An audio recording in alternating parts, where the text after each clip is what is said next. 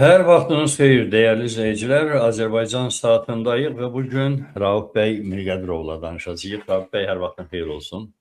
Hər vaxtın xeyir, sənin və tamaşaçılarını salamlayıram. Azərbaycanı müstəqim mənada qatlayıb bir tərəfə qoymaq lazım gəlir ki, politik olaraq heç bir proses yox Azərbaycanda, amma var olan geosiyasi proseslərin kontekstində hansısa yanaşmalar var, hansısa hadisələr var, epizodlar var, bir proses olaraq da demək olar ki, heç nə yox, hətta geosiyasi sahədə. Ümumiyyətlə, bilmirəm, bizdə bu Azərbaycanı son zamanlar logistika ilə zadla bağlı əsasən hallandırırlar. Bu da coğrafiya ilə bağlı bir məsələdir, politik olaraq. Hə, coğrafiya ilə bağlıdır. Coğrafiya ilə bağlıdır. Biz şeylə çox danışmışıq. Bəli, orta dəhlizin məsələsidir, yəni ki, orta dəhlizi olan maraqdır. Bəli, heç bir xüsusi fərasət bulan məsələsi deyil. Sadəcə biraz yolları yaxşılaşdırıb, 5-6 dənə də avtobus artıq almaq lazımdır. Obrazı deyirəm, əlbəttə. Logistika coğrafiya ilə bağlı məsələdir. Amma Gürcüstanda Gürcüstan üzərində çox maraqlı hadisələr baş verir, dəyərli izləyicilər. Son 3-4 ildə ümumiyyətlə Gürcüstanın Avropa Birliyi ilə münasibətləri belə tündləşə gedir. Orada da deyəsən, axır vaxtlar bu suveren demokratiya bulan kimi məsələləri artıq hansısa bir yanaşma yaranır və ciddiləşir. Biraz lap son mərhələdə biraz da kəskinləşib. Belə bundan başlayaq. Nədən bu son bir neçə ay ərzindədir ki, xüsusilə mürəkkəbləşmiş kimi görünür Gürcüstanın Avropa Birliyi ilə münasibətləri və keçən ildə dayandırdılar da üzvlük məsələsinə bağlı. Sanki bir geri dönməz pisləşmə var bu münasibətlərdə. Nədir iddialar? Mən deməzdim ki, hazırda geri dönməz bir pisləşmə var. Əgər söhbət indiki hakimiyyətdən gedirsə, bu hakimiyyət yəni ki, mahiyyəti məlumdur da. İvanişvili Rus oliqarxıdır. Yəni, Rus oliqarxıdır da. Gürcü oliqarxı deyil. Gürcüstan oliqarxı deyil. Yadındadır ki, mən sənin söhbətlərinin birində Azərbaycanla bağlı demişdim ki, biz çoxlu milyarder Azərbaycanın adını deyə bilərik. Amma onlar hamısı başqa ölkələrin milyarderləri. Hədə Azərbaycan oliqarxı deyil. Azərbaycan oliqarxları deyirlər. Onlar pullarını Azərbaycanda qazanmayıblar. Onlar rəsmi söhbət oliqarxlardan gedirlər, yəni rəsmi milyarderlərdən söhbət gedir. Yəni qeyri-rəsmi o başqa məsələdir. Qeyri-rəsmidən gedir. Yəni ki, vergini burada ödəməyiblər, yəni ki, vergi ödəyicisi olmayıb. Həm pulları orada qazanmayıblar, həm də ki, qazandıqlarının hansısa faizini də Azərbaycana gətirmək fikrində deyirlər. Yəni ki, məsələn də Rusiyada var, Türkiyədə yaranmağa başlamışdı və s. və ilaxır. Yəni, bir sıra ölkələrdə bizim milyarderlərimiz var. Amma Azərbaycanda söhbət rəsmi milyarderlərdən gedir. Bir dənə də olsun rəsmi milyarder yoxdur Azərbaycanda. Ki, desin ki, babam bu milyardı qazanmışam, bundan bu qədər vergi ödəmişəm. Yəni, söhbət rəsmidən gedir. Yəni, cəmaat o dəqiqə deyirlər, bunun ağlına təpib, yəni, başı çaşır. Ölkədə olduğu varlı adamlarla. Əvvəllər milyarderlər idi, indi deyəsən bir dənə milyarder birazdan qalacaq. Bu başqa məsələdir. Və hətta bir-iki dənə əgər ailə daxili indi qruplaşmaları nəzərə alsa, o başqa məsələdir. Amma qabaq indi sən mənim 5-6-sını saya bilərdik də təxminin ki, bunlar milyarderlər. İvanişvili də Rusiya oliqarxıdır. Rusiya milyarderidir. Deyib ki, satmışam, o pulu oradan çıxartmışam. Nağıl söhbətlərdir, haradası biznesi də qalıb, vəsairəsi də qalıb. Və orada çıxartmaq da o qədər razılıqsız çıxartmaq mümkün deyil. Yəni, Putinin dövründə baş verən hadisələrdən gedir. Yəni, artıq Gürcüstanın işğal olduğu dövrdən gedir. Yəni ki, işğal olduğu dövrdən gedir. Yəni ki, bunu anlamaq lazım. Yəni, bu hakimiyyətdən söhbət gedirsə bir başqa məsələ. Amma bütövlükdə Gürcüstandan söhbət gedirsə geri dönməzdir. Bu hələ mübahisəli deyirəm. Yox, mən dedim sanki geri dönməz xarakter alırmış kimi. Çünki bu hakimiyyətə bağlı məsələdir, əlbəttə. Məsələn, amma çox maraqlı bir hadisə baş verdi.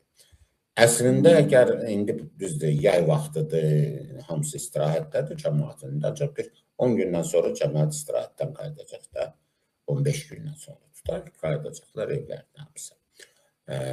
Və biraz başlayacaqlar nə baş verdiyini anlamağa. Məlum oldu ki, Gürcüstan şirkətlərindən biri, mən indi adlar çəkməyəcəm, ona görə yox ki, nədənsə çəkməm. Sadəcə olaraq cəmaatın onsuz da yadında qalan deyil. Həm də ki, o adlar heç bir xüsusi, yəni ki, tanınmış insanlar deyirlər. Gürcüstan geniş publika üçün ən azı tanınmayıblar, amma biznes aləmində onlar kifayət qədər yəqin ki, tanınmış insanlardır. Deməli, Gürcüstan şirkətlərindən biri məlum oldu ki, Abxaziyadakı hansısa tərəfdaşına, biznes strukturuna bir neçə yüz ton, çünki rəqəm artıq dəyişir, əvvəlcə 300-dilər, sonra məlum oldu, 100 ton da olub və s. Bir neçə yüz ton yanacaq satıb. Burada çox maraqlı məqam var. Məsələn, Gürcüstanı Azərbaycandan fərqləndirəm. Əgər biz qayıtsaq, Azərbaycanın işğal olunmuş əraziləri olduğu dövrə qayıtsaq, çox ciddi məqam var. O vaxtlar da yəqin ki, sən oxuyurdun, eşidirdin, mən dəfələrlə çıxışlarımda deyirdim ki, Azərbaycanda işğal olunmuş ərazilərin statusunu müəyyənləşdirən heç bir qanun yoxdur. Faktiki olaraq biz hətta Ermənistanla müharibə şəraitində belə deyirik rəsmi olaraq. Yəni ki, əslində əgər o dövrdə kimsə başlasaydı alver eləməyə, mən nə bilim, eləyənlər var idi, deyim ki, yatırımlar eləməyə. Qarabağla da işğal zonası ilə Ermənistanla fərqi yoxdur. Yəni ki, çünki Ermənistanla da ancaq diplomatik əlaqələrimiz yox idi. Bir-birimizin müstəqilliyini tanımamışdıq, diplomatik əlaqələrimiz yox idi və s. Amma müharibə şəraitində də olduğumuz haqqında heç bir sənəd yoxdur. Heç bir sənəd yoxdur. Qarabağın və Dağlıq Qarabağın və onun ətrafındakı Aran rayonlarının işğalı haqqı və işğalı ilə bağlı heç bir sənəd yoxdur. Bunun statusunu əraziləmir. Heç bir sənəd yox idi. Yəni, hüquqi baxımdan kimsə gedib alver eləsəydi onlarla. İraq tutamayacağında. İraq tutmaq üçün hüquqi əsas yox idi əslində. Mən onu dəfələrlə deyirdim ki, bir sənəd qəbul edin də, nə olar, nə olmaz, beynəlxalq təşkilatlar üçün də bir çərçivə olsun ki, tutalım ki, biz beynəlxalq təşkilatların Dağlıq Qarabağa getməsinin əleyhinə deyilik, bax, bu qanun var, bu qanundan əsasən, əgər onlar razılaşırlarsa, təmas xəttini keçməlidirlər. Təmas xəttindən girməlidirlər, Ermənistandan girməməlidirlər. Və axırda, yəni ki, humanitar yardımın çərçivələrini, sərhədlərini, hər şeyi müəyyənləşdirməlidir. Lazımdır. Gürcüstanda isə belə bir qanun var. İşğal olunmuş ərazilər qanundur. Həmin qanuna əsasən, yəni ki, mən qanunu danışmayacağım, yəni ki, mahiyyəti ondan ibarətdir ki, bərazilər işğal altındadır, Rusiyanın işğal altındadır, iqtisadi əlaqələr olmaz və s. olmaz. Amma 6-cı məddədə var, istisnalar. Orada bir neçə halda nəsə eləmək olar da, bu əgər sülh prosesinə xidmət edirsə, dövləti maraqlara xidmət edirsə və yaxud da ki... Xüsusi hallar var yəni. Xüsusi hallar var. Amma bütün hallarda razılıq hökumət verir. Hökumətin razılığı olmadan, xüsusi razılığı olmadan, xüsusi lisenziya olmadan. Yəni siyasi qərar lazımdır. Siyasi qərar lazımdır. Və burada çox maraqlı məqamlar çıxır. Yəni məlum qəbul olunmuş normalar var da bütün dünyada. Əgər sən bunu işğal olunmuş ərazi sayırsansa, rəsmi olaraq sayırsansa, bu o deməkdir ki, oyunla heç bir əməkdaşlıq edilməyəcək. Yəni, 2-ci Dünya müharibəsində sonra belə bir termin də yarandı, yəni ki, geniş tanındı, cəmaət bildi, yəni terminin özü var da, kollaborantistlər. Kollaborantlar nə idi?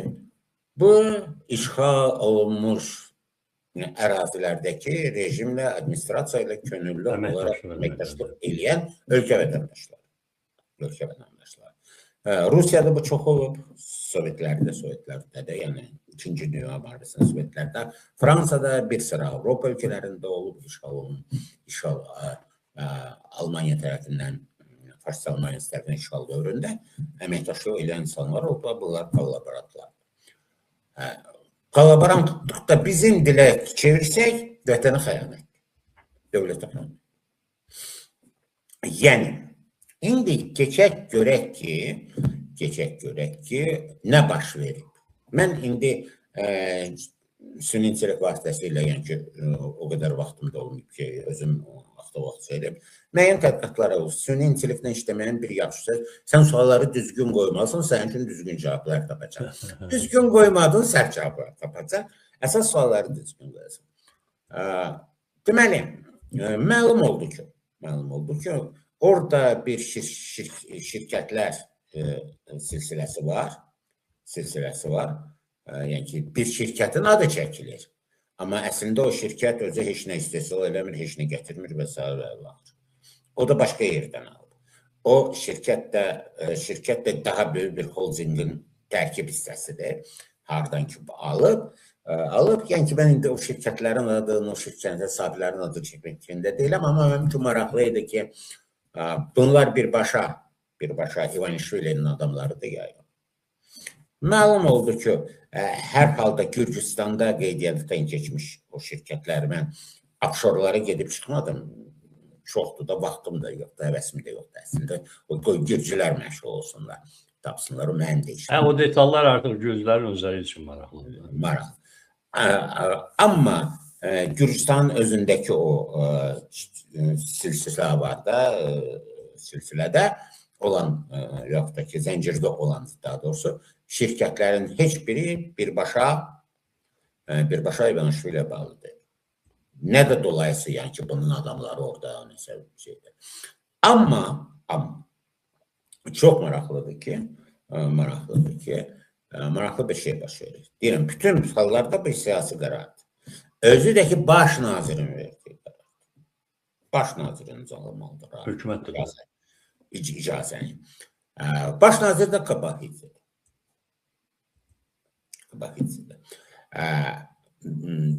Və yəni dövlətlə işbirliyi var. Yəni demək ki, bu özəl şirkətdir, mənə dəxli yoxdur, heç xəbərim olmayıb. Yalan.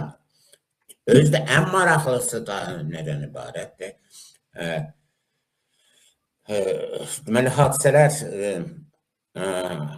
Deməli, hadisə başlayıb iyulda, deyəsən iyundadır, əgər səhv eləmirəmsə, ya da iyuldadır. Amma Haykü başlayanda, faktiki olaraq Haykü ilə, yəqin ki, həmin şirkətin nə vaxtsa əvvəllər lisensiyası olub, hökumət tərəfindən verilmiş lisensiyası olub. Amma Haykü başlayanda, bəlkə eyni vaxtda, bəlkə bir gün əvvəl, bir gün sonra, ola bilər tez, bir-iki gün tez olsun, yəni ki, Haykü'nün başlayacağı, bunun üzrə çıxacağı hökumətə hamıdan tez məlum olur əslində. Hökumət hamıdan tez bilir ki, onlar öz fitlərini daha tez sanıyor. Bəlkə zibilləri üzə çıxacaq. Yəni ki, demək olar ki, eyni vaxtda Kabahidze imzalayıb razılığı. Kabahidze yox,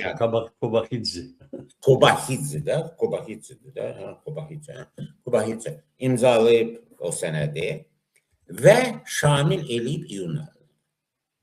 Yəni geriyə şamil edilib. Hadisənin baş verdiyi dövrdə.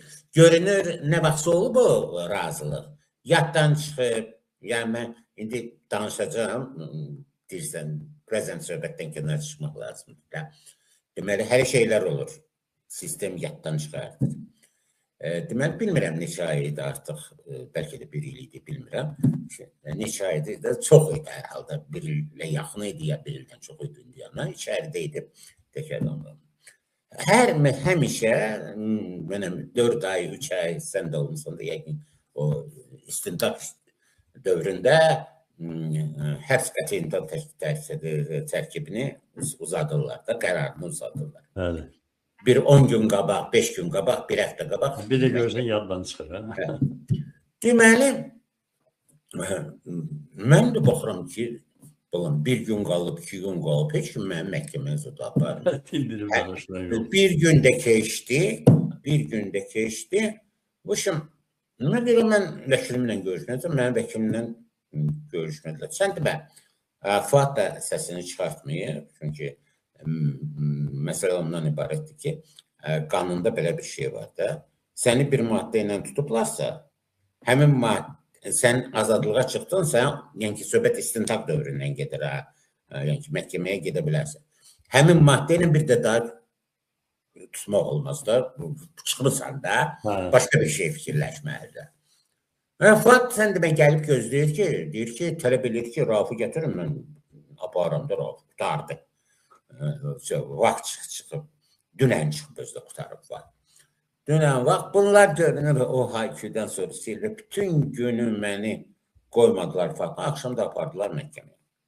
Məhkəməyə növbəki bir vəkili gətirdilər, mən dedim ki, mən istəmirəm, Fuad olmuşsa, mən heç bir danışmıram və imtina eləyirəm və s. məhkəmənin təxirə salınması da var. Bunlar baxmadılar heç nəyə, qapalı məhkəmədə də o dəqiqə dedilər ki, belə vəziyyət yaranmış ki, qanunla buraxmalıydılar, amma əlbəttə buraxmırlar. Prokuror da deyir ki, mən neçə gündür Fuadı axtarıram, tapa bilmirəm, mənim 2 dənə vəkilim var idi özdə. Heç birini tapa bilmirəm, ona görə də məcbur olmuşuq bugün də növbəki vəkil gətirək ki, Şimdi çox biabırçılıq idi, yəni qanunun kobud şəkildə pozulması idi. Amma elədilər, mən qaldım içəridə. İndi, yəni ki, keçmişə şamil eləmək olamaz da, yəni ki, bir qayda var da. Sən bugün icazə vermirsən, mən 5 gün əvvəldən nəsə bir, təxminən belə bir şeydir də, ki, gələcəyə şamil. Məsələn, bugün amnistiya verilir, amma göstərir ki, filan kəslər üçün tutam ki, 5 gündən sonra da əgər bir şey eləsə, keçərlidir bu amnistiya və yaxud da ki, əksinə bir şey eləsə. Yəni ki, keçmişə qanun şamil edilmir. Yəni ki, heç bir qərarı eləmək olmaz. Baş vermiş hadisə artıq baş verir. Şimdi bu belə bir qərarı var, yəni ki, bilərəkdən icazə verilir. Kohabidze, Qobahidze, üzr istəyirəm. Qobahidze deməli, çox maraqlı bir mövqe tutdu. Dedi ki, bu özəl şirkətdir və s. və ilaxır. Sonra məlum oldu icazəsi var. Sonra dedi ki, bu humanitar məqsədlər daşıyıb, bu yardım satması. Məlum oldu ki, sonradan heç bir humanitar olmur. Biznes məqsədi satıblar, orada alıcı olub, qarşı tərəfdən alıb. Abxaziyadakı faktiki indiksə administrasiya ki var, işğalçı administrasiya, onların da bir qərarı var ki, enerji daşıyıcılarında bağlı problemlər var, yanacaqla bağlı problemlər var. Yanacaq ilk növbədə güc strukturlarına verilməlidir. Güc strukturlarına, bu mühafizə orqanlarına, sonradan mülki əhaliyə yox, sonradan hələm səhiyyə sisteminə, yəni ki, təcili yardım sistemi, ondan sonra nəsə mülki əhaliyə.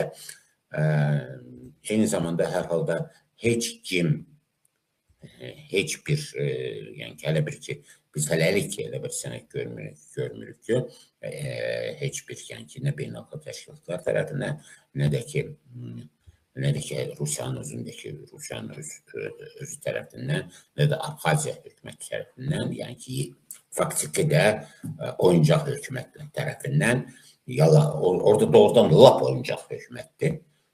Çünki işğaldır, tam Rusiya tərəfindən işğaldır. Orada hətta başı da qaldırıb bilməsə. Qarabağlı bizim Qarabağ ermənilər heç olmasa hərdən bir başın kiçik başlarını qaldırırdılar. Gedib Yerevanda hakimiyyəti almışdılar, ələ almışlar. O yazıqların necə Abxazların ona da imkanları yoxdur, heç bir şey. Onlar o hökumət deyir ki, bu iş bu cür olmalıdır. Və yəni ki, onlar humanitar bir böhranın olduğunu demirlər. Yəni ki, humanitar yardım nə vaxt olunur? Nəsə bir humanitar böhran olur, ciddi humanitar. Ya bir təbii fəlakət olar, ya nə bilim, elə bir iqtisadi kollaps ola bilər ki, kütləvarlıq yarada bilər. O cür hallarda belə bir şey bizə eşitmirik. Putin gündə çıxır, deyir ki, biz situasiya tamamilə nəzarət edirik. Ət də var, yağ da var, hər şeyimiz var. Heydər Əliyevin vaxtındayım mən. Yadıma düşdü ki, amma o çox maraqlı idi da. Yağ ət talonla idi. Yeni il ərəfəsi idi. Ət yağı hətta talonla cəmaatın alacağı ət yağı. 70'lərdən mi? Hədə 70'lərdə də birinci kağıt olduğu dövrlərdən gedir. Hətta alacaq və vaxtında çatdıra bilməmişdilər. Və doğrudan da mən düzdəyə söhbət neçədən gedir? Yəqin ki, 74-73 o illərdən sonra elə həmişə idi. Hələ idi. Deyəm ki, Heydər Əliyevin hakimiyyəti dövrü idi və çox maraqlı bir situasiya oldu. Onda deməli, yeni il ərəfəsində axşamüstü ancaq ət yağı verdilər mağazalara. Mağaza təsəvvür edirsən də, indi nə cür böyük yəni ki, insan o şeyləri var idi da, sırası var. İzdiham vardı, növbə. İzdiham var idi, növbə var idi ki, ət yağı üçün. Və əslində doğrudan da nəsə etirazlar ola bilərdi. Onda da Heydər Əliyev özü mağazaların bəzilərinə getmişdi. Yəni ki, və bu o dəqiqə operativ olaraq Azad vasitəsilə göstərilmişdi ki, bax, Heydər Əliyev birinci katib özü şəxsən gəlib. Şəxsən gəlib və etirazını bildirir ki, bu nə deməkdir ki, cəmaata siz vaxtında ət yağı çatdırmamışsınız. Və mənim də xəbərim olmayıb. Mənim də xəbərim olmayıb və s. Yəni ki, bu olmuş hadisədir, mənim yadımdadır. İndi bilmirəm, sənin yadında olar olmaz. Sən məndən heç olmasa 1-2 yaşdır. Mən də uşaq edim. Sən məndən də uşaqsan, olmuşsan o vaxtda, o vaxt indi yox. Elə gətirib də nə var? 1-2 yaş. Ancaq. Deməli, yəni ki, heç biri demir humanitar. Və buradan söz olur, çıxır ki, mən yenə də deyirəm, o zəncirdə, şirkətlər zəncirində mən düşünürəm ki, hansısa variantda haradasa tapmaq olacaq İvanishvili, onun adamlarını, Kobahitsi ya da rüşvətli bir başqa. Amma elə şeylə bizdə də çox olur da. Görürsən, hansısa 100 milyonluq falan əməliyyatlar olur, amma şirkətə baxırsan ki, yarım olmuş. Bu şirkətlər real şirkətlərdir hamısı. Özdə böyük şirkətlərdir. Özləri böyük şirkətlərdir. Və real biznesmenlər durublar. Arxasında, yəni ki, Gürcüstanda kifayət qədər tanınmış adamlar durublar hamısının arxasında. Yəni şirkətlər realdılar. Amma birbaşa İvanishvilinin deyirlər də, yəni ki, görünən odur da, yəni reyestrirdəki axtarışlar onu göstərmir ki, bunların birbaşa İvanishvilinin əlaqələri var, yaxud da dolayısıyla yolla ikinci dərəcəli əlaqələri var, hansısa şirkətlər varsa. Amma Gürcüstan söhbət, Gürcüstan özündə qeydiyyatdan keçmiş şirkətlərdir, mən ancaq araşdıra bildim. Qalanlarına vaxtım çatmadı, həvəsim də olmadı deyil. Amma siyasi iradənin bu işdə bu cür fəal iştirakı göstərir ki, dövlətlə, yəni ki, o siyasi iradə ilə birbaşa əlaqə var. Siyasi iradənin bunda birbaşa var. Bunu Gürcüstan Rusiyaya benzin satır kimi də sənədləşdirmək olar da. Mən indi onun söyləyirəm. Söhbət nədən gedir? Kobahidze işğal altında olan əraziyə əraziyə yanacaq satışını icazə verir. Orada güc strukturları və Rusiya ordusu durur. İşğalçı ordu durur. Və Türkistan qanunlarına görə onlara yardım eləmək olmaz.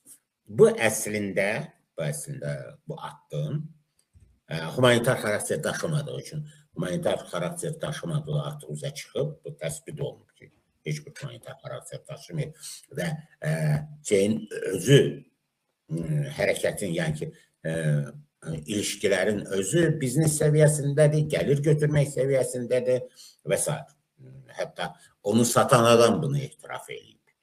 Hansı şirkət ki satıb, o deyir ki, pulumu qazandı. Bu pul qazanmaq məsələsi daşı heç bir humanitar aksiya deyil. Yəni ki, orada gürcülər də var, axı bilirsiniz də, adı nədir? Abxaziyanın bir hissəsində gürcülər yaşayır. Yəni ki, onların adı ilə bağlamaq cəhdi oldu. Bu deyir, yox, şirkət var və s. Yəni, dırnaq arası hökumətin əlinə keçir. O şey, adı nədir? Yəni ki, Abxaziyadakı hökumətin, dırnaq arası hökumətin əlinə keçir. Orada isə çox yanacağın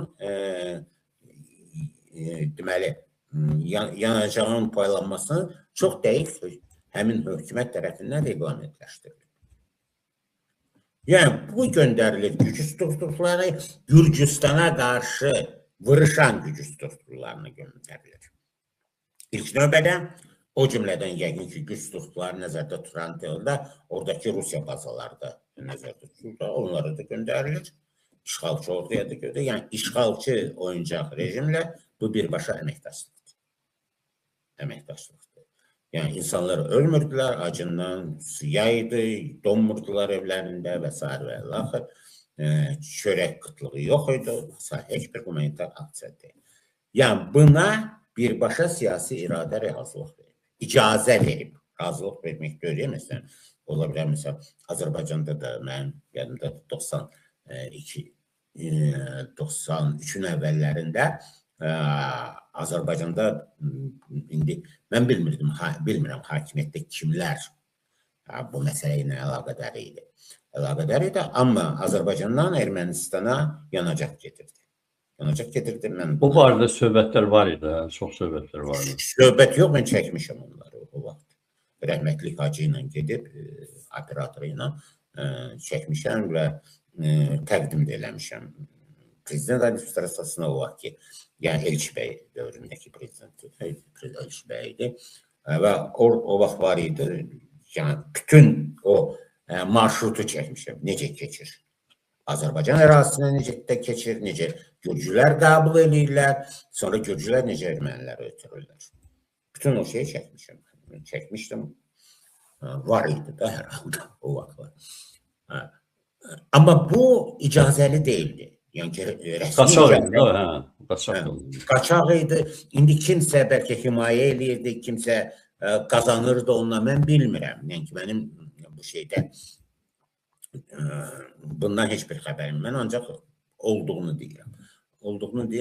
Amma bu isə rəsmi icazəlidir. Bu deməkdir ki, yəni ki, bu hüquqi məntiq olmalıdır.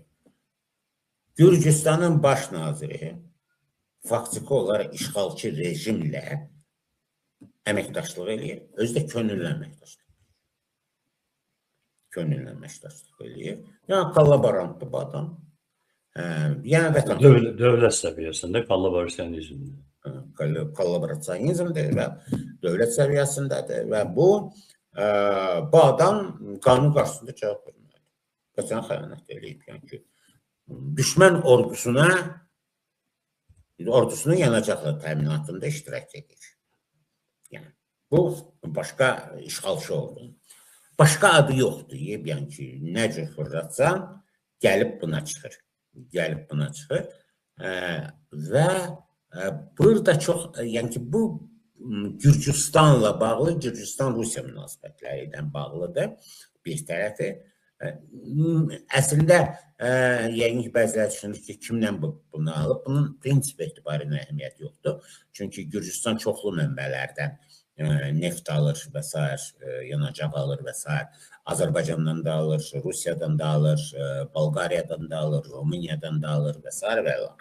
Yəni, hansı mənbədən alınmış, məsələn, burada Kulebi iştirak eləyib eləməyib, mən araşdıra bilmədim hələlik.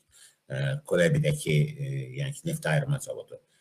Çünki bilirsiniz ki, Rusiya neftin bir hissəsini, o da ola bilər, Kulebi neft zavoduna göndərir və Kulebi neft zavodunda emal olur, benzinə çevrilir və Rusiyaya bu yolla qaytarmaq məsələsi də ola bilər. Yəni, variantlar orada çoxdur. Variantlar çoxdur, o xüsusi araşdırma tələb eləyir və s. və s. Ona görə də, amma ikinci tərəfi var bunun. Bu, ümumiyyətlə, Rusiya-Avropa, Gürcistan-Avropa münasibətlərinə çox ciddi təsir edə biləcək bir tərəfi var. Söhbət nədən gedir? Gürcistan, faktiki olaraq, işğalçı müharibə aparan Rusiyaya onun enerji problemini, enerji qıtlığı problemini həll edilməsində kömək edir. Yəni ki, bu problemi Ukrayna yaradır, bu problemi dolayısı yolla qərb yaradır, Ukraynaya yardımla, Ukraynanı pilotsuz uçaqlarla təmin etməklə, onların istehsal etmək, raketlərin istehsalını təmin etməklə, yəni ki, bu problemi Ukrayna yaradır. Ukraynaya əməkdaşlığı minimum endirən, yəni ki, biz ikinci cəbhə açmaq istəmirik deyən Qobaxidze, yəni ki, biz ikinci cəbhə açsaq, bizim taleyimiz çox acınacaqlı olan Qobaxidze nəticə etibarilə Rusiyanın tərəfində çıxış edir. Yəni, bu artıq geosiyasi şeydir, artıq geosiyasi problemdir və sözsüz ki, Rusiya tutan ki, Gürcistan-Amerika münasibətlərinə, Gürcistan-Avropa Birliyi münasibətlərinə bu müəyyən mənada təsir göstərəcək. Bu baxımdan, bilirsən də, Trump hakimiyyətə gələndən sonra Rusiyaya qarşı heç bir sanksiyalar tətbiq olunmuyor da ikinci dəfə hakimiyyətə gələndən sonra. İndi Senat onların yəni, necə deyək, cəhənnəm sanksiyaları deyəndə, yəni, belə tərcümə olar. Bilmirəm, ondan sən daha şairəni, obrazlı danışmaq xoşlayan adamsan, Azərbaycan dilində deməksə. Bəlkə sən taparsan o tərcüməyə daha düz. Cəhənnəm sanksiyaları. Yox, elə deyirlər, cəhənnəm sanksiyaları deyirlər. Cəhənnəm sanksiyaları kimi dəyərləndirilən və yaxud da obrazlı qiymətləndirilən bir sanksiyalar paketi qəbul edib, düzdür, o eləm konqresdən keçməlidir, prezident istəsə tətbiq eləyəcək, istəsə tətbiq eləməyəcək. Ancaq o paketdə Azərbaycanda da çəkilir bu sanksiyalarda. Və bu da çox maraqlıdır. Düzdür, Azərbaycan hökuməti özünü kifayət qədər bu baxımdan ehtiyatda aparıb. Azərbaycanı hələ ki, belə uyarı şəklində, xəbərdarlıq şəklində də demək olur. Xəbərdarlıq eləyirlər.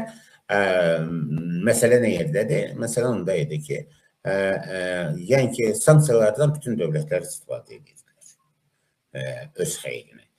Gürcistanla Ermənistan paralel eksportda iştirak edirlər. İndi də az da olsa iştirak edirlər, qismən də olsa iştirak edirlər.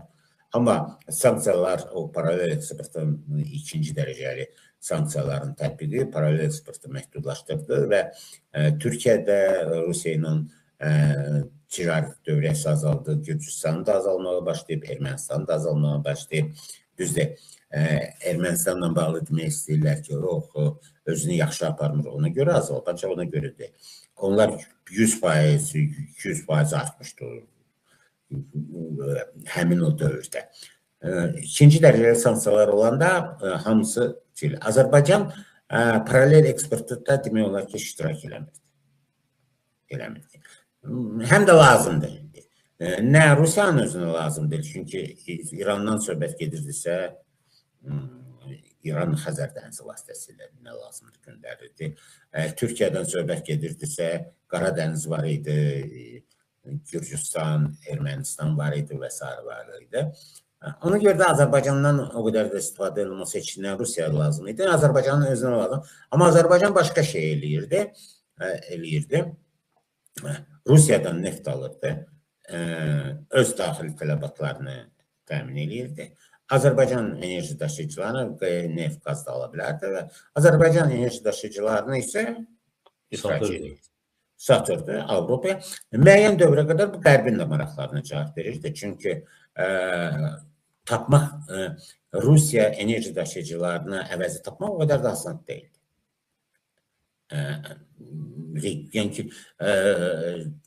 Yəni neft, qazdır, bunlar logistik tələb edən şeylərdir. Yəni ki, istədin oradan, məsələn, çoxları məsələn deyirlər ki, Amerikadan qazın xüsusi gəmilərdə qaz daşınır, bilirsiniz də, sıxılır, maye halına çevrilir, sonra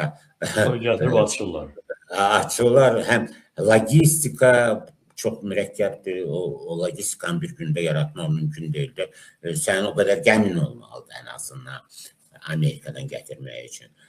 Digər mənbələrdən qazı daşımaq üçün yenə də eyni şey lazımdır. Ya borular olmalıdır, ya gəmilər olmalıdır və s. və axır.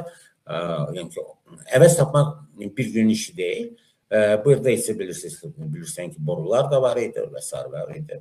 Bu məsələ. Hətta yadındadırsa bir dəfə qalmağa oldu. Bəzi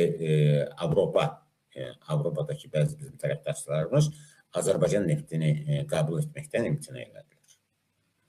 Yəni, çünki onlarda qəzalar baş verməyə başladı. Səbəb də tərkibinə görə qapışdırılmışdır. Tərkibinə. Görünür, bəziləri daha da ağıllı adamlar axı biz həmişə. Bacarıqlı insanlarız. Düşünürlər, nə var, qataq da. Adnan Əhmədzadə məsələsi, onun boynuna qoydular o işlərdə.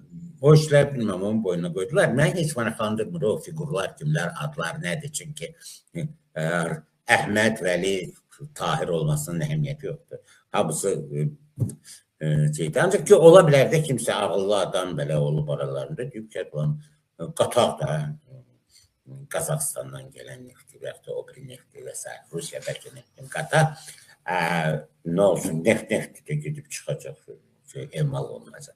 Daha başa düşüb bilmirlər ki, hər neft sortuna uyğun, növünə uyğun qurğular yaradılır. Emal qurğuları. Emal qurğuları yaradılır. O emal qurğuları məhz həmin neft sortunu, növünü emal edə bilərlər. Digər nefti eləsən, o sıradan çıxacaq. Onlar da sıradan çıxmaq başladılar. Və bir abırçılıq oldu da, yadında da Azərbaycan mətbuatı da yazmaq məcburiyyətində qaldı bu məsələni və s. və əlaxır. Bu işlə məşğul idik. Sonra görünür, əməkdaşlığın bir hissəsi o deyirdilər, kölgə donanması var, belə. Kölgə donanması. O da bizimkilərdir də. Bir hissəsi bizimkilərdən. Bir hissə demək olmaz ona. Çox əhəmiyyətli hissə bizimkilər.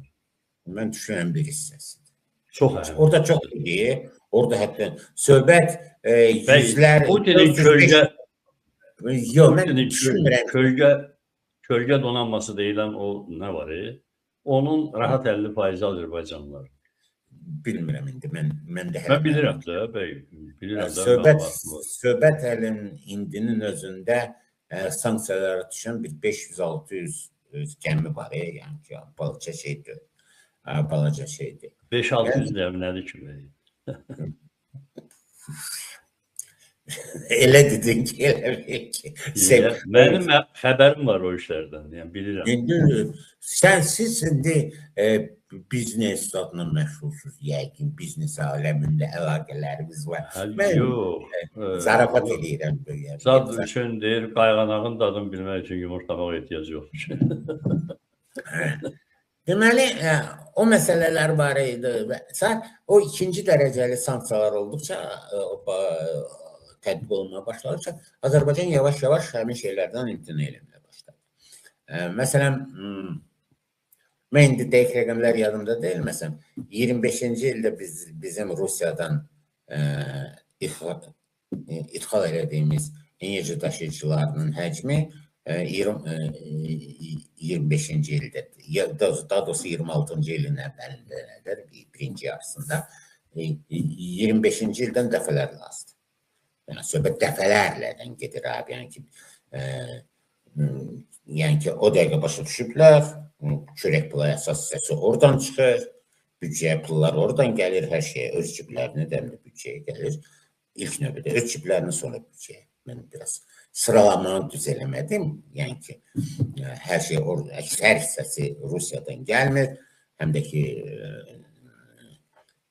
yəni Azərbaycanı dünya bazarına çıxartdığı enerji daşıyıcılarının həcmi çox azdır. Yəni ki, bunu nəzərə almaq lazımdır ki, Rusiyadan imtina eləyənlər Azərbaycankindən dünəndən imtina eləyə bilərlər və Azərbaycan doğrudan da pis vəziyyətə düşə bilər. Yəni ki, bunu çox gözəl tez başa düşdülər və reaksiya etdilər. Amma sənət bildiyin kimi o Qremin-də, senator Qremin hazırladığı sənətdə bir günün sənədi dördü, illərin izləyiblər, hara, kimdən, nə cür. Ona görə də Azərbaycanın adı orada çəkilir o qanunda. Amma düşünmürəm ki, Azərbaycana qarşı nəsə böyük bir sanksiyalar olacaq. Amma Gürcüstanın rolu bir qədər başqadır Avropa Birliyinə. Məsələn, Azərbaycanla münasibətlər ona görə yox ki, İlham Əliyev belə güclüdür və s. və o cür qurulur. Bir tək səbəbi də odur ki, Azərbaycana qərb heç bir yatırım eləmir. Eləmir. Eləməyib də. Yəni, mən pul qoymayıb da. Yəni, demokratiyası üçün pul qoymayıb. Demokratiyası üçün havayı pul verməyib ki, büdcə kəsirini azal. Yəni ki, Gürcüstan büdcəsinin bir 15-17% birbaşa yardımlardan ibarət idi. Bu balaca hissəsi deyil. Birbaşa yardımlardan büdcəyə edilən birbaşa yardım. Bu pulu veririk ki, sən büdcə kəsirini azaldasan. Bu pulu veririk ki, sən büdcədən plan istiqamətləri maliyyələşdirə biləsən. Sosial istiqamətləri və s. Yəni ki, Gürcüstana milyardlarla pul qoyulur. Və əslində bu elə bil ki, sövdələşməyə iki tərəfli olur da. Deməli, dostlarımızın işində, Arif Beynəliyev'in işində orada bir şey var idi ki, Arif Bey dəlidozluqda ittiham edirdilər. Və işi də elə quraşdırmışdılar. Güya ki, Arif Bey öz həyat yoldaşı, yəni Leyla xanımı platıb. Təxminən belə bir süjetdə yəqin ki, öz hansı nə yazacaq xatirələrində Arif Bey yadda Leyla xanım daha onu düzgün, daha obrazlı işıqlandıra bilərlər. Amma mahiyyəti ondan ibarət idi də. İndi bizdir də o dovşanı arabayla tutmaq belə yerdir, deyirlər. Qabaq məsəl var, deyirlər, Sovet hökuməti dovşan arabayla. Bu sövdələşməyin iki tərəfi olur. Pulu almışsan, işini görür. Allah da. Sən pulu alırsan, atırsan. Atırsan. Onu heç İlham Əliyev bağışlamır rejimi, onda qalmış. İlham Əliyev pul atanda o heç qohumlarını bağışlamır. Heç kim bağışlamır. Qan qohumlarını bağışlamır. O ki, qaldı kənar adamı. Bunlar isə Avropa Birliyinə, Almaniya, ona görə orada əsəbilik. Ona görə də Amerikada bütövlükdə ümumiyyətlə o İvanişvilinin ritorikası onlara xoşuna gəldiyi üçün gəlməsinə baxmayaraq, amma münasibətləri normallaşdırmırlar. Yəni, söhbət böyük pullardan gedir. Yəni, yüzlərlə milyon dollara. Eyni zamanda, yəni ki, biz indi demirik, daha doğrusu demirik düzgün ifadə işlətməli. Yəni, söhbət o indi qarşısının alında o qrantlar var idi. Qrantlar real iş yerləri açılmasına, 100 minlərlə iş yeri açırdılar. Evet. Yəni ki, Gürcüstana sərf edilən qrantlar o cümlədən qeyri-hökumət sektoruna bizdən fərqli idi. Təəssüflər mən qeyd edəcəm. Yəni ki, sən bilirsən ki, mən o qrantlarla heç vaxt adam olmadığı üçün ümumiyyətlə qrant alanlar arasında heç vaxt adım çəkmə, açıq vicdanla deyə bilərəm də. Məsələn, bizdə məsələn o qrantların bir sıra hallarda təəssüflər olsun da 80% ümumiyyətlə işə sərf olunmur. Bax, problemimizin bir hissəsi də oydu. Gürcüstanda da oğurluyurlar, oğurluyurdular. Yəni ki, o qrantdan deyəsən belə bir təcrübə yanıb ki, qrantdan oğurdan oğruya halaldır məsələsi deyəsən orada tətbiq olunur. Qrantdan oğurlamadın, deyirlər ki, bu normal adam dördü, haram çörək, halal çörək yemək istəmir. Onu halal sayırlar nə üçünsə, həm Gürcüstanda, həm Ermənistanda. Amma məsələn, Ermənistanda bizdən biraz az oğurluyurdular. Gürcüstanda heç olmasa yarısını oğurluyub, yarısını işə sərf ediblər. Amma o çox böyük bir iş yeri açırdı. Yəni ki, çox böyük pullar idi. 100 milyonlarla ve elbette orada onlarla 1000 adam grant maaşları alırdı. Böyük bir sektör. Çok büyük bir sektör. Çok büyük sektörüydü onlar için. Kütləvi informasiya vasitələri çox pul alırdı və s. alırdı. Və yəni ki, söhbət bu milyardlardan gedir. Yəni ki, milyardlardan gedir, müxtəlif kanallarla vasitəsilə edilən yatırımdan gedir. O yatırımı itirmək istəmirlər. İlham Əliyev çox asan dövlətlə qarışır. Mənə nə vermirsən, nə istəyirsən? Bax, vermirsən bir şey, deyəcək. Amma Azərbaycanda da qrantların əsas kütləsin hökumət alırdı. Nə verilirsə, təbii ki, verildi, amma böyük hissəsini hökumət alırdı. Ancaq hökumətdəkilər ümumiyyətlə heç o qrantları biz nə olduğunu bilmirdik. Hadı Rəcəbov idi da, Hadı Rəcəbov idi.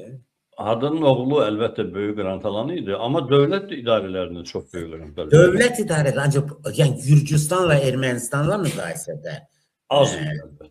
Dəfələrlə az idi. Dəfələrlə az idi Azərbaycan dövlətinin də aldığı.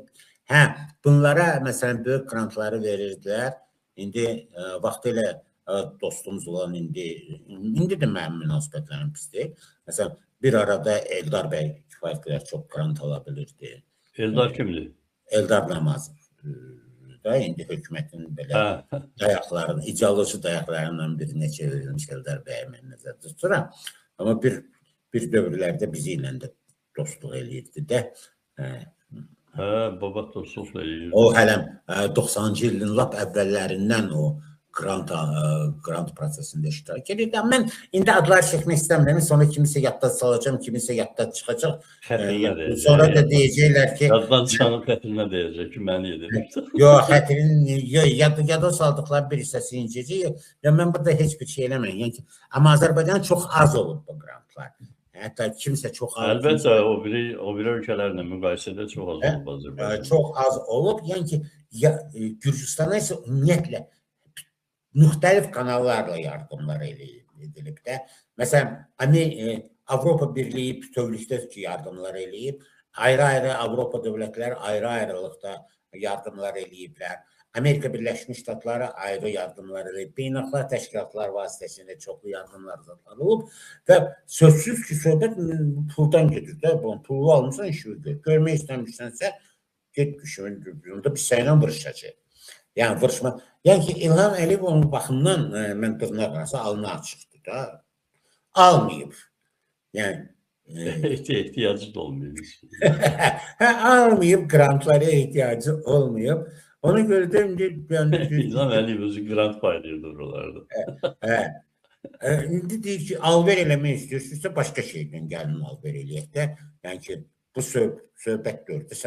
Mənim sənin qarşısında borcum yoxdur. Bax, bu sözsüz ki, indi mən biraz bəsitləşdirirəm, bəziləri hərfi olaraq başa düşəcəklər, sonra başlayacaqlar ağızlarına gələni yazmağa. Bizimkilər də sən bilirsən də, öz fikirlərini nə üçünsə hesab edirlər, söyüşlə ifadə eləmək hər şeydən düzgündür, yaxşıdır və s. Mədəni şəkildə nə üçünsə ifadə eləmək istəmirlər. Bilmirəm nə üçün. Görünür bizim xalqın o mənə elə gəlir mənəvi pozulluq dərəcəsidir.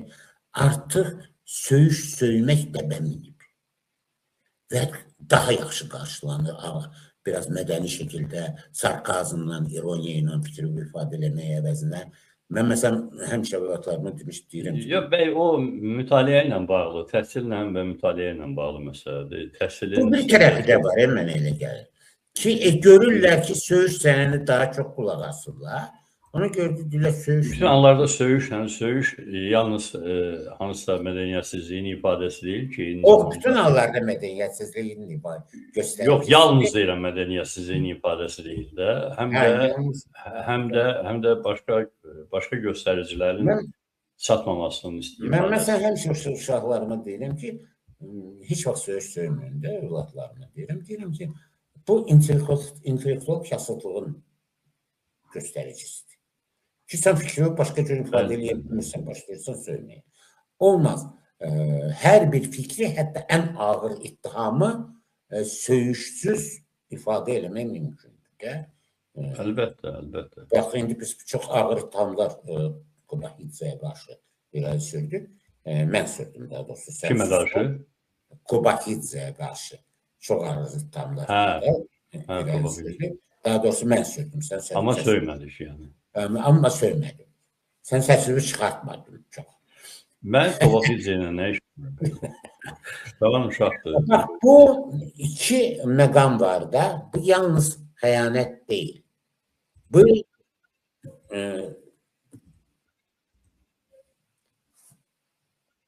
nədir ki? Sonra mən zəng edəndilər. Mən söndürmüşdüm elə bir.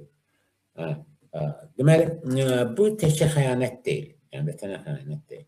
Bu, eyni zamanda hal-hazırda başqa dövlətin ərazisi idi, başqa bir dövlətlə, yəni Ukrayna ilə müharibə aparan Rusiyaya yardımdır. Bu, müharibədə yardımdır. Sözsüz elədir. Bu, müharibədə yardımdır və bu çox ciddi problemdir. Və bu baxımdan, bax, biz Azərbaycana gəldik ki, mən onu görüyorum ki, Azərbaycan daha çelik bir hərəkətlər eləməyə çalışır. Yəni ki, demokratiya zat Azərbaycan bu şeylər narahat eləmir. İndi heç Avropalı dostlarımız da narahat eləmir. Amma, məsələn, biz bugün nə görürük? Nə görürük də? Məsələn, ən azı ritorika səviyyəsində də Qubahidzə deyir ki, rusofobiya olmamalıdır, Rus xalqı ilə hər şeyi rusofobiya bağlayır. Yəni ki, Rusiyanın bütün tənqidlərini, zatlarını rusofobiya elan edir. İkinci cəhbə açıb bizi qırdırmaq istəyirlər, mən nə bilim, nə? Ən dəhşətli bir şey də var. Əgər mənim heç bir, yəni ki, burada mənim simpatiya, antipatiyam rol oynamır. Yəni ki, heç belə bilirsiniz ki, 2008-ci ildə Rusiya işğalı baş verəndə Ukrayna satıb verib bilmirəm. Yəqin ki, satıblar. Ukraynalılar da yaxşı tanıyıram, onlar da alverçidirlər, yaxşı alverçidirlər. O, hava hücumundan müdafiə sistemlərini satıblar, veriblər Gürcüstana. Satıblar da veriblər. Və Ukraynalılar Gürcülərə faktiki yardım ediblər də, yəni. Yardım ediblər, satıblar, havayı satıblarsa da yardımdır. Sən Gürcüstan, Ukrayna istəyəndə deyir ki, qaytar da mənə, indi saat pulunu azada qaytar. Sən dedin ki, yox, qaytara bilmərəm, bu mənə müharibəyə cəlb edir və s.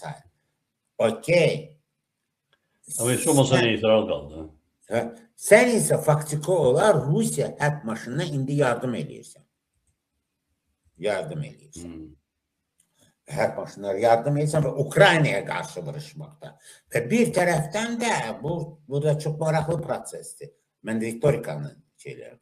İraqlini yada salırsan Rusiya ilə Gürcüstanı Rusiyaya satanda İrakli var idi, say. Onlar deyirlər. Yəni Çar İraklini ya da sayırsa. Gürcü xanı. Hədə Gürcü xanı. Onlar Çar deyirdilər. Gürcülər əgər hamısı Kinyazdısa, indi Çarları olmalıdır da, sən də xan deyirsən. Xırdalama xahiş edirəm. Gürcüləri təhqir eləmə. Baba, mən belə şeyləri deyirəm. Deməli, İraklini yada salırsan, deyirsən ki, o Gürcüstan xilaskarı olub. Gürcüstan xilaskarı olub və yəni hər tərəfdən müəyyən bir ritorika var. Ritorikanın mahiyyəti ondan ibarətdir ki, Rusiya ilə əməkdaşlıq eləmək lazımdır. Və bu real müstəviyyədə keçir. Məsələn, Azərbaycanın ritorikası fərqlidir. Yəni, biz gördük. Rusiya ilə heç bir problemimiz qalmayıb. Amma o dəqiqə çıxışır deyən, yadındadır da, Heydər Əliyev. İlham Əliyevin məşhur. Eyni şeydir. Eyni şeydir. Əslində, eyni siyasi, eyni hakimiyyətdir də. Siz gətirdiniz də onları. Bax, deyəndə yada salmalıyam. Yada salmalıyam. Deməli, amma o dəqiqə başladı ki, mən Ukraynanın tərəfindəyim. Yəni ki, mövqeyini çox dəqiq müəyyənləşdirir. Mən Ukraynanın tərəfindəyim. Ukrayna ərazi bütövlüyünü və s. və ilaxır. Ondan qabaq ümumiyyətlə açıq şəkildə demişdi ki, torpaqların verilməsi ilə razı olmaq, Rusiya verilməsi ilə razı olmaq. Yəni ki, açıq çağırışla bu, ümumiyyətlə İlham Əliyevin xarakterinə uyğun ritorikada deyil. Ritorikada deyil. Yəni, çalışır ki, Rusiyanı qıcıqlandıraca biləcək, ümumiyyətlə bəyanatlardan çıxış eləməsində həmişə çalışır. İndi isə açıq şəkildə anti-Rusiya bir bəyanatları ilə çıxış edir. Orta koridor deyir, canla başına hazıram orta koridor məsələsində. Yəni, bu da ritorikadır və s. Gürcüstan ərazisinin, Ermənistan ərazisindən dəmir yolunun salınması deyir, mən can başla hazıram. Öz tərəfimdən salmağa hazıram. Ermənistanın Rusiyaya qarşı durmasında Ermənistanın dəstəklənməsi söhbət. Enerji daşıyıcıları ilə və bu təkcə söz deyil, eyni zamanda müəyyən hərəkətlər də var da, düzdür. O qədər də qəhrəmanlıq eləyib, silah-sat vermir də, Ukraynaya da hər halda biz bildiyimiz qədər vermir. Amma tamamilə fərqli ritorikadır. Amma əvəzində nə istəyir? İndi mən də burada balaca bir xanımdır. Balaca bir ölkənin xanıyım. Gürcüstandan, düzdür, Ermənistandan, Gürcüstandan böyük, amma Cənubi Qafqaz ölkəsidir də. Balaca bir xanım, mənim daxil işlərimə qarışma da. Qarışma, indi özüm bilərəm, kimi istəyərəm başını kəsərəm, kimi istəyərəm yüksəldərəm. Bu işlər mənim belə xırda işlərlə məşğul olmayın. Özüdəki mənim sizə heç bir borcum yoxdur. Mənim bu xərcləməmişsiniz ki. Gedin, o Qabahidzədən soruşun. Özdəki nəzər alsaq ki, Qabahidzənin doğrudan da borcu var. Ən ağır dövrlərdə dəstəklənib, Gürcüstan həmin dövrlərdə də Qabahidze partiyası da, Gürcüstan Arzusu partiyası hakimiyyətdə olub. 12-ci ildən bu yana hakimiyyətdədirlər. Artıq 14 ildir də, əgər səhv eləmirəmsə, hakimiyyətdədirlər. Bax, bu çox maraqlı proseslərdir. Özdəki çox maraqlıdır ki, yəni rollar dəyişib Cənubi Qafqazda. Yəni ki, bir dövrlərdə, yəni ki, Rusiyanın forpostu Ermənistan idi Qafqazda, forpostu Gürcüstan demokratiya məyakı idi və qərbə yönəlmiş. İndi dəyişməyir. Azərbaycan isə bir orta mövqedə idi də, bir dövrdə. İndi demək olar ki, Azərbaycan yenə də orta mövqeyini saxlayır. İndiki bütün o bir ara ritorikaların rəngində elə yenə orta mövqeydə. Bir ara çünki açıq Rusiyapərəst bir siyasət həyata keçirilirdi Azərbaycanda. Yəni ki, Azərbaycan yenə də orta mövqeyinə qayıdıb, həm də biraz da başlayıb qərbə meyil eləmək, çünki çörək pulu deyirəm ortadır indi bu saat. Başqa yerdə deyil. Başqa yerdən qazanmaq mümkündür. Olsun qazanmaq mümkün olsa. Çok çabaladı. Çin falan ora görürsün ki yok. Deyəsən Hələlik oradadır da. Xərci borcunu ödəmir. Ona görə özündən qayıdıb buradan nəsə falan. Həm də bax Çindən nə verəcəksən? Çinin Azərbaycan bazarını ələ alması problemi deyil. Azərbaycan Çindən nə verəcək? Yəni ki, sata biləcəyimiz heç nə yoxdur da. Yəni, bunu nəzərə almaq lazımdır. Hə, indi biz müəyyən səbəblərə görə hətta deyirik, çürük almağa hazırdılar ki, almağa hazırdılar da qəddəyindirsə. İndi Azərbaycan belə biraz meyillidir. Amma Gürcüstanla Ermənistan diametral olaraq yerlərini dəyişiblər. Gürcüstan olub Rusiyanın biraz yavaş-yavaş çevrilməyə hazırdır Rusiyanın farpostuna, Ermənistan demokratiya məhəkkına. Yəni ki, Azərbaycan isə dediyim kimi hardasa orta mövqeyində qalır. Düzdür, mən nə Gürcüstanın tam olaraq Rusiyanın vassalına çevriləcəyinə inanıram, nə də Ermənistanın çox qısa müddətə demokratiya məhəkkına çevriləcəyinə inanıram. Yəni, vəziyyət biraz başqadır da. Gürcüstanda, Ermənistanda demokratiya olsa bilmirəm nələr olar. Tam demokratiya olsa nələrin baş verəcəyini bilmirəm. Amma hər halda parlamentə buraxıblar da müxalifət ediblər. Yerimiz var. İndi parlament var, mətbuat var. Mətbuat var. Yəni ki, sonra müstəqil kapital var və müstəqil biznes var. Müstəqil biznes var, düzdür, onu da başlayırlar indi biraz boğmağa. Siyasi xarakter daşıyan biznesi başlayırlar boğmağa. Yəni ki, Gürcüstanda baş verənlər, Azərbaycanda baş verənlər orada da baş verir. Amma hər halda mən sadəcə o rolların dəyişməsi haqqında danışdım. Bu çox maraqlı bir prosesdir. Mən üçün təəccüblüdür. Doğrudan da Gürcüstan xalqının bir millət kimi Qubahiçinin bir var sən qazanırsan, mən nə bilim, nə inirsən, nə inəmirsən, rüşvət alırsan, Rusiya pərəstsən, mən nə bilim, nə pərəstsən və s. və Allah. Bir də var ki, sən düşmənlə əməkdaşlıq edirsən. Bu, yəni ki, mən birdən Qavrilovun gəlib o spikerin kürsüsündə oturmasına görə Tbilisini dağıdan millət, yəni ki, və düz eləyib dağıdıqlar. Qavrilovun orada nə qələt eləyirdi də, yəni ki, sən o parlamentin üzvüsən ki, o dövlətlərin, mən dırnaqarası dövlətlər deyirəm də, Abxaziyanın, Osetiyanın müstəqilliyini tanırsan, onların işğalına göz yudumsan, sən o parlamentin üzvüsən, sən Gürcüstan parlamentində nə işin var ümumiyyətlə, o siyasət dəstəkləyən adamın nə işi var? Doğrudan da düz eləmişdilər, yəni ki, orada yadındadır da, hətta gözünü itirənlər oldu, uzad oldu, ölənlər olmuşdu, bilmirəm, o hadisə vaxtı, yadımda deyil. Amma Dənəcən Qaxariyanın başına vururlar da, o hadisələri, müxalifətçilər başına vururlar, düzdür, indi iqtidarı başına vurmaq istəyir. O da çox maraqlıdır. Amma burada isə sən imzalamısan ki, benzin satırıq sizə. Yəni ki, bu birbaşa, yəni ki, cinayət xarakterli şeydir. Yəni birbaşa cinayət, siyasi deyil. Bu həm siyasi... Elə bir ciddi reaksiyası var mı bu məsələyə? Yox, mən deyirəm, hələ istirahətdədirlər də, indi qayıdacaqlar. Yay vaxtıdır, abdüs vaxtında kim çıxır. Mən gəl ki, kifayət qədər uzun çəkdi yine. Yox, evi yoxdur. İndi yekunlaşdırırıq zaten. Əlbəttə, yekunlaşdırırıq. Amma hər halda nələrsə çatdıra bildikdə bir bazar günü. Bazar günü də bizim də istirahət haqqımız var, hərdən bir.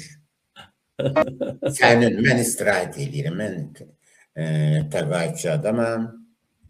Təqaüddəyim. İstirahət mənim ümumiyyətlə haqqımdır. Yox, heç də. Mən o qədər qoca deyiləm. Tamam, değerli izleyiciler, teşekkürler dikkatinize göre. Rauf Bey, çok teşekkürler. Maraqlı söhbət üçün. Sağ olun. Sədəfsiz, hamıza teşekkürler. Sənə və dinləyicilərinə dinc əminəmə olur arzulayım.